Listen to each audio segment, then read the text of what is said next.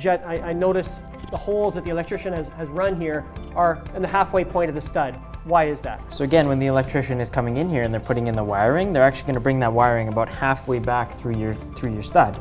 Okay, and the reason is when the drywallers or the contractors come in here and they're putting nails or screws through the wall, hopefully that electrical is far enough back that your screw actually isn't going to reach it. So you could imagine if that wire was sitting up closer and the drywaller comes in, puts his 1.25 inch screw in there, and Zappo, right? And it may not be Zappo right then and there, it could be Zappo when they charge the lines, and that could be even after the fact.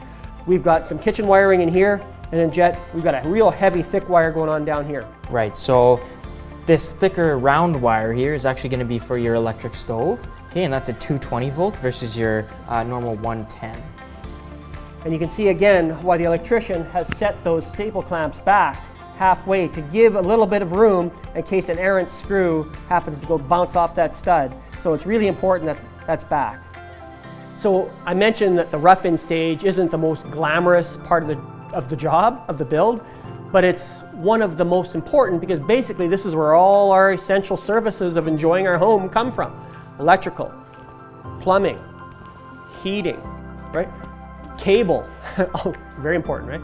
All these things all have to happen at the rough-in stage because once the walls are insulated and then drywalled, it's really, really hard to get another chance at it. So really got to take the time and make sure at this stage prior to drywall that things are done properly. So Jet, what about inspections? How critical is it at this stage of the job? So it's very important, okay? So the inspector needs to come through at this stage and inspect all your electrical and all the other behind the scenes work, because once that drywall goes up, it's going to be much, much tougher for him to come in and take a look at those services.